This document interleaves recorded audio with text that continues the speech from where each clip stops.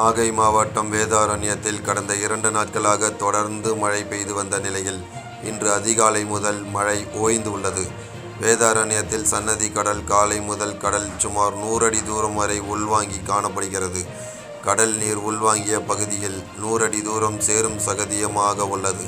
கடலில் 3 அடி முதல் 4 அடி ஆழம் வரை சேரும் சகதியமாக காணப்படுவதால் மீனவர்களும் பொதுமக்களும் கடலில் இறங்க முடியாத சூழ்நிலை உள்ளது. மேலும் கடலில் அலைகள் இன்றி அமைதியாக காணப்படுகிறது.